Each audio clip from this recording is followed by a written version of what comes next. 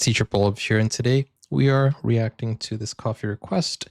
This one comes from Susan, and Susan says, let me see what Susan says. I forgot to open the video, the request. Susan says, Swedish tradition celebrating Santa Lucia on the 13th of December. So you're probably watching this on the 13th of December, so happy Lucia Day. Glad Lucia. I think I'm saying that correctly. So glad Lucia to everyone. And let's check this out. This is from a channel that is called The Cultured Ginny, a history and culture channel. Let's check it out. Link is in the description if you want to go see it without my reaction, but then come back to see my commentary. Let's go.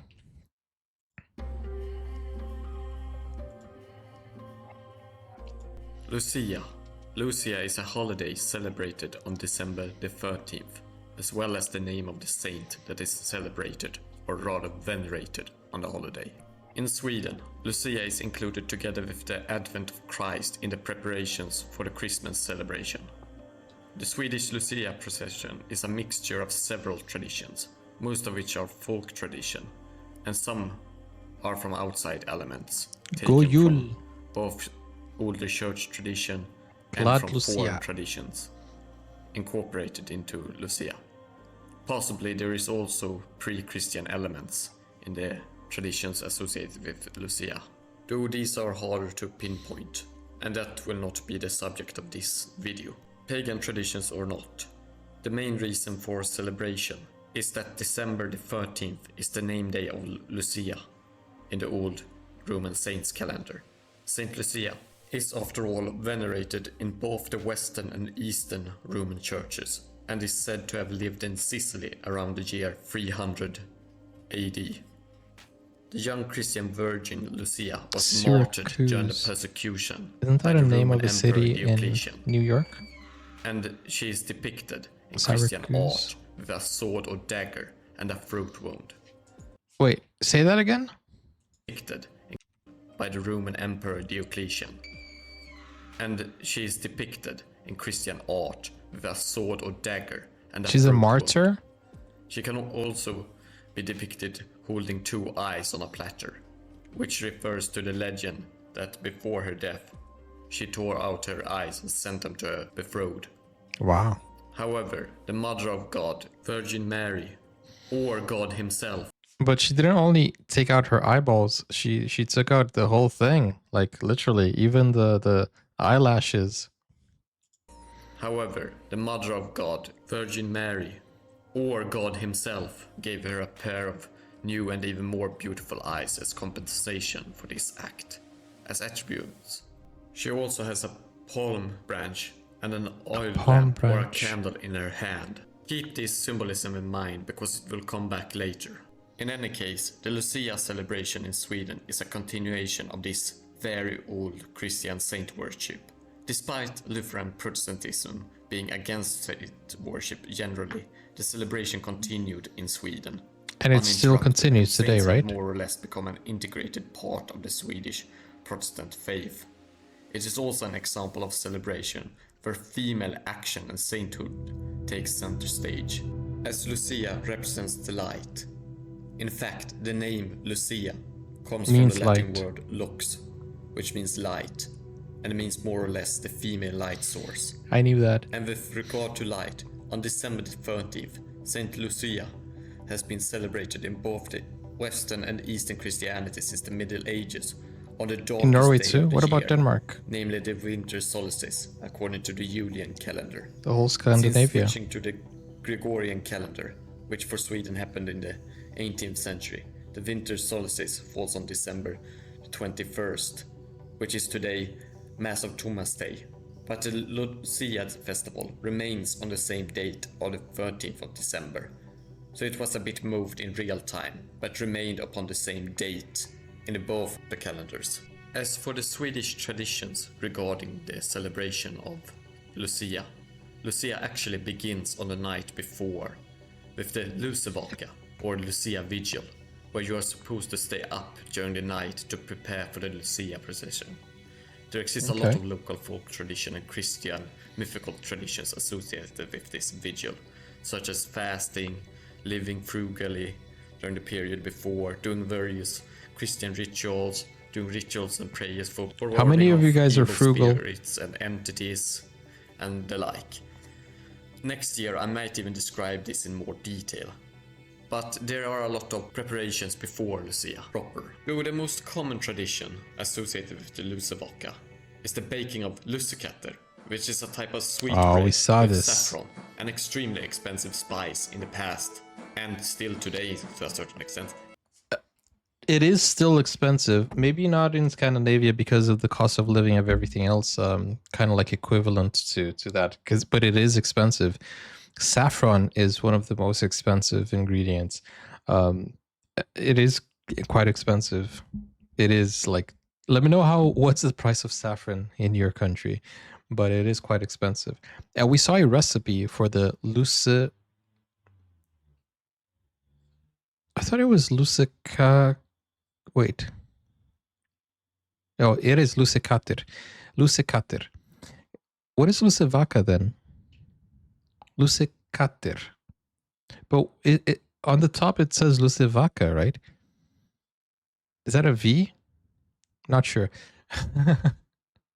But lussekatter. Okay.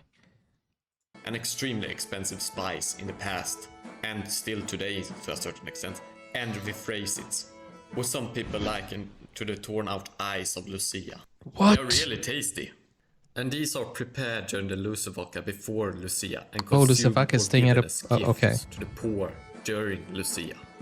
But now let us move on to Lucia proper and the Do people stay up all night because they want their eyes to be like, you know, or is that nothing to do with it? procession of Lucia.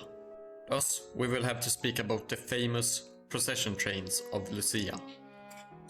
These occur usually in the morning, just as the sun is about to rise, but can be at different times during the day of Lucia. And if they are not during the morning, then they occur during the night, as the sun is setting. In these Lucia procession trains, usually in the front of the Lucia procession, you have the main Lucia maiden, clad in white clothing symbolizing innocence and purity. With It's red because of the waist vigil, or right? headbands, symbolizing the wounds and the martyrdom of Saint Lucia. And the most famous of all, The night she vigil. wears the crown of lights, symbolizing the light of the saint, as Lucia is associated with the light. A light standing out in the darkness of the world, against the evils of the world.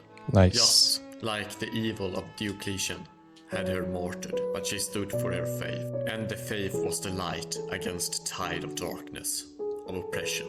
After the main Lucia maiden, lesser Lucia procession girls or young women in similar white clothing walk after her, but usually they are without the crown or the red bands.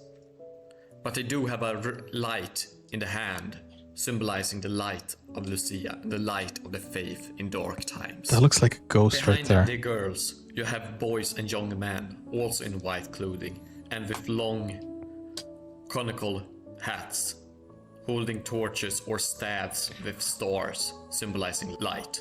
That These doesn't are often look... less focused upon. I know that this has nothing to do with it, but it doesn't look too... That picture looks so strange. Like, for someone who's looking at this for the first time, that picture looks scary, I guess. I know it has nothing to do with what I'm thinking, but you guys might be thinking it too, right? Staves with stars, symbolizing light. These are often less focused upon during Lucia, as Lucia is mainly about female faith and female goodness in the face of evil. Anyway, the entire procession will walk through either the village, church, or other places of congregation, singing hymns to the saint and to other Christian Hymns or characters. hymns? Actually, there exists an entire genre of songs associated with this.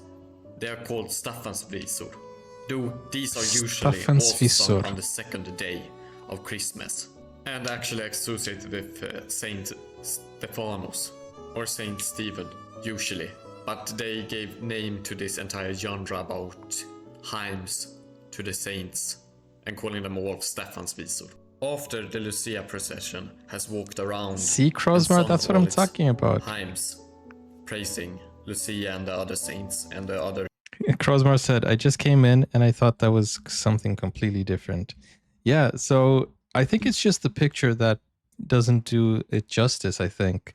But, you know, those kids with the cone hats and the torches kind of looked like something else, you know.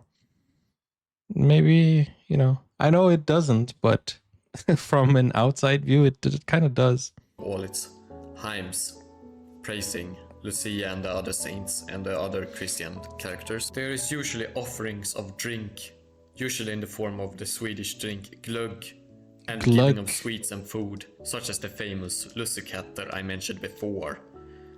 And these are usually given around as gifts or charity. But they Is it warm, are there hot to wine? give hope, to give a light in the cold darkness of the world. This is a yearly celebration of hope during the darkest days in the year in the north, and should not be mistaken for a KKK meeting or I was joked saying, about being one, as this is a very I told you, I know that this is way older than the United States, but as I said, as a foreigner watching this and seeing this, a famous, like for the first time, you know, seeing this from outside. Lucia helpers and the Ku Klux Klan may both wear white pointy hats, but that's where the similarities end. No, duh, obviously, right? Gosh. in the year. It's like, have you seen the Dutch tradition with the Nicolaus? What is it? The Santa's little helper. That also sparks controversy around the world, or at least in kind of like more Western. Schwarzpizza, exactly. That kind of also causes some controversies, but it's because people don't know, and that's why we actually learn about these things, right? Because we're here to learn and just learn, I guess. In the north. And So it's should not just be me. mistaken for a KKK meeting or joked about being one, as this is a very important feature of Swedish culture with a lot of emotional connection to the Swedish people. Though you are still free to do this, though it would be exceedingly rude. And speak about free speech. He's saying it's rude. So I do apologize if I came across as rude. I wasn't trying to make a joke. I was just saying it looks. I'm giving my foreigner reaction here. I wasn't making a joke. It does look different when you look from outside, but this is really an interesting video, and I know how this means a lot to you guys. You're free to comment on this video with whatever you like and ask any questions you would like. Also, don't forget to give this video a like. Please do subscribe, as it would help the channel spread awareness about the humanities. Pretty cool.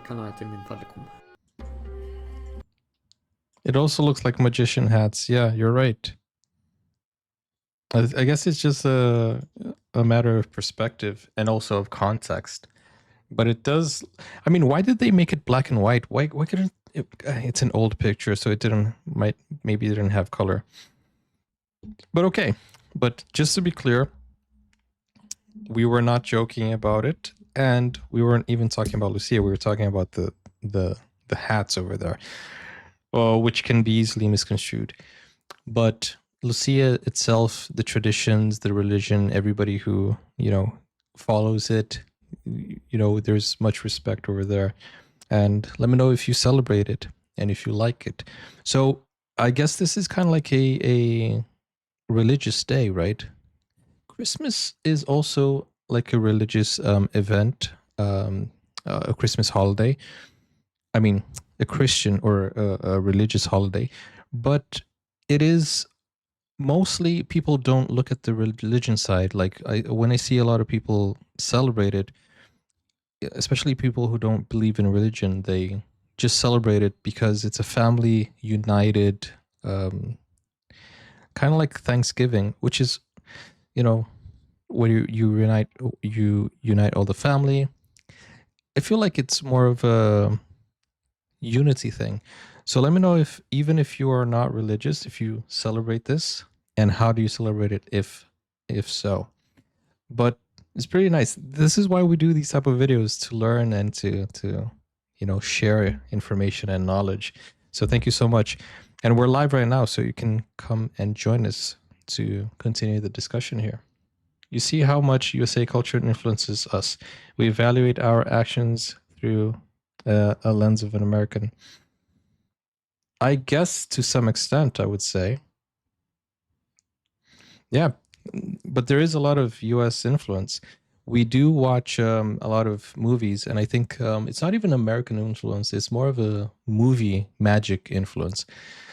I feel like when we watch something through a screen, it's almost like a window where we see the other side. And when we see something through that window, sometimes we want to have something similar.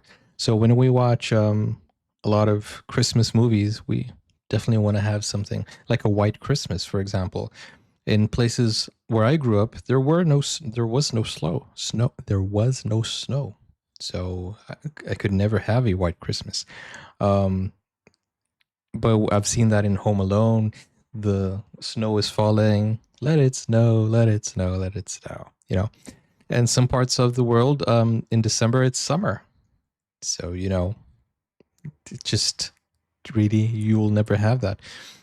But anyways, let me know your thoughts. Thank you for this educational video, and I do apologize if I was rude. That was not the intention. I was just trying to understand, and kind of like I was looking at that picture and I was like, dude, this looks similar to something, which in association is not good, But I feel like every other thing in the world also has kind of this misinterpretation. Charlie Chaplin, for example, or the Zwarte Piet, right? What's the name again? Or this. It just comes down to perspective and the innocence. But that's a good debate as well. With that said, guys, I'll see you in the next video. Hope you enjoyed it. Don't forget to like, don't forget to subscribe. Glad Lucia for you guys, and tack så mycket for what? Tack så mycket for watching. Is that how you say it? I forgot already. But thank you guys so much.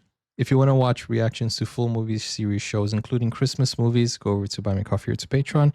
The link is in the pinned comments. Tack så jättemycket. Okay, there's an extra word there. Tack så mycket. Bye-bye.